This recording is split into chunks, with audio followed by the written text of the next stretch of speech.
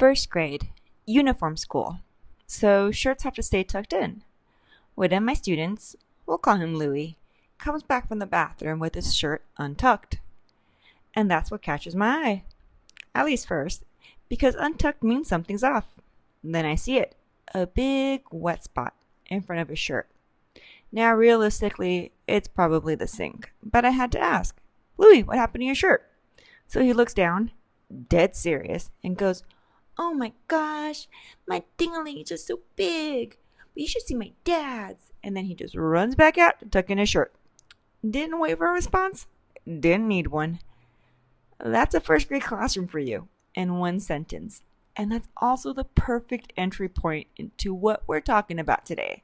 Because that whole scene only happened because of a bathroom pass. Welcome to the Veteran Teacher Files. I'm the Dragon Lady. And today we're talking about something nobody puts on a syllabus, or at least not many of us, but every teacher has one opinion about: when a kid can pee. So, here's the thing about bathroom policy. It's not one policy. It changes with the kid in front of you, and honestly, it should. Kindergarten, first, second grade. I ran a clipboard system for years when I taught those grades. Sharpie lines straight down the middle. Top half, haven't used the bathroom yet. Bottom half, use the bathroom.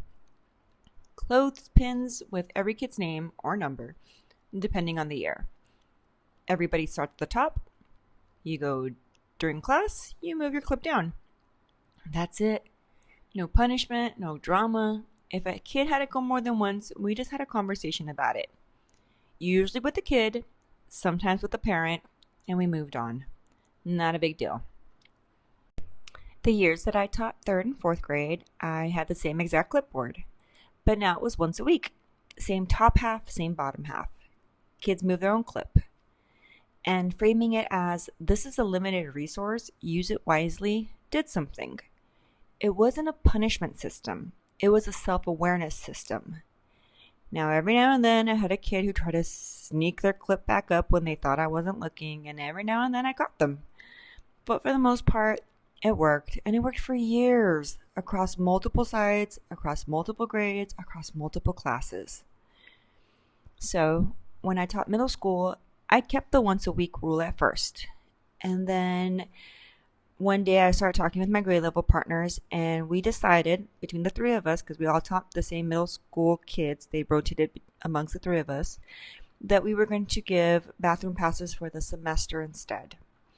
And that bathroom passes that weren't used by the end of the semester could be turned in for extra credit or a homework pass, something like that. I forget exactly what it was. So all of a sudden, kids were holding on to their bathroom passes because nobody wanted free points just sitting on the table.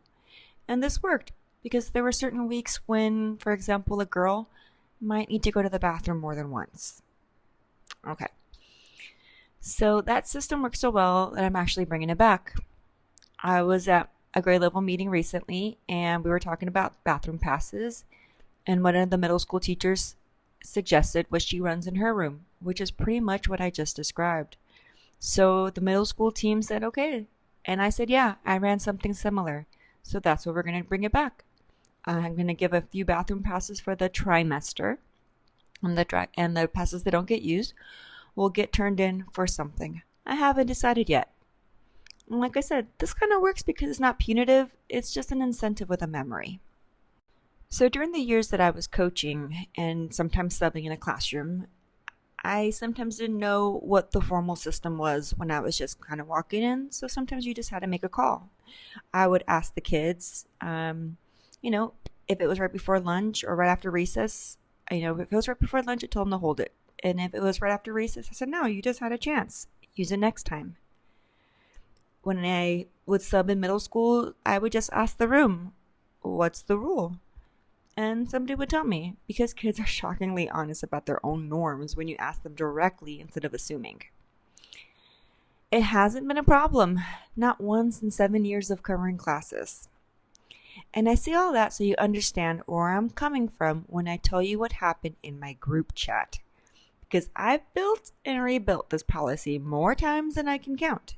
Across every grade level band there is, So when I saw what one teacher decided to do with hers, it stopped me cold. All right, so last week, my group chat. Myself, squirrel, and bat start blowing up. Squirrel's oldest is in 5th grade. His teacher told the class, no bathroom during instructional time. Use recess. And I want to be clear about what that actually means, because it's not just a wait until recess. If a kid goes during class, the whole class loses recess minutes. One kid needed the bathroom, got a hall pass, and the entire class lost a minute. A minute! A minute might not sound like a lot, but multiply that over a week, a trimester, a school year, and kids are losing real chunks of their only unstructured break of the day because of something someone's bladder did, not something the classmate did. Bat was ready to rally the parents. She floated a 504, which, turns out, Squirrel's son already has. Somebody in the chat pointed out the obvious. Medication changes how often kids need to go. Nobody thought kids were learning more by holding it in.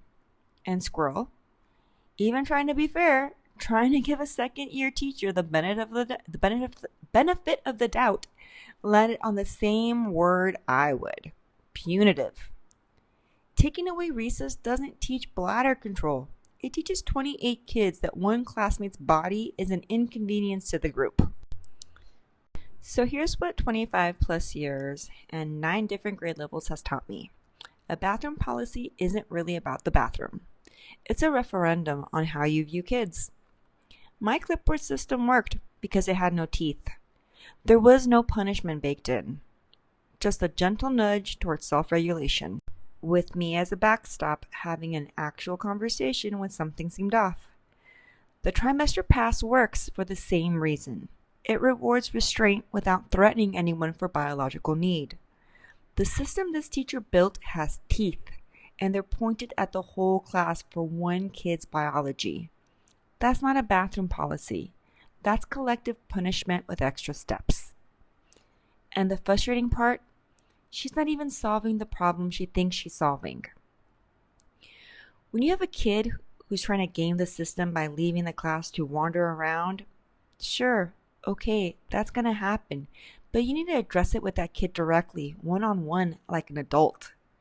But building a policy where 28 kids resent the one who had to go, you've just taught an entire class to police each other's bodies instead of trusting them. And that follows you way longer than 5th grade. Now, in all my years running these systems, I've only had 2 parents come at me over it. 2 across 2 decades. And both stories still make me laugh. First one, mom of a 1st grader tells me her daughter's on medication and needs bathroom access. Fair. A few more questions to understand what we're actually working with, and it turns out it was an allergy medication. Now, I'm not a doctor, but that wasn't my kid has a medical need and I was an accommodating conversation. That was my kid asked to go to the bathroom once and you said not right now conversation. And when I didn't fold, I might have smiled because I knew I was right. And that smile made her furious. Second one, a 3rd grade parent who had a problem with everything I did that year. So her issue, her daughter needed more than 1 bathroom pass a week. Fine. Let's look into this together. Well, it turns out the kid was asking to go during math every single time, like clockwork. 11:45 to 12:15, same window every day. So I told her mom with a completely straight face, I think I found your daughter's allergy. It's math. 20 years of clothespins and clipboards, and the lesson's the same every single time. The system that works isn't the one with the hardest consequence. It's the one where you just trust the kid enough to regulate themselves and trust the teacher enough to have an actual conversation when something's off. Recess isn't currency. It's not a bargaining chip for bladders. So here's what I want to hear from you. What's the bathroom policy in your classroom or in your kid's classroom? And has it ever gone sideways on you? Drop it in the comments. I read every single one. And if this one made you laugh or made you a little heated on Squirrel's behalf, do me a favor.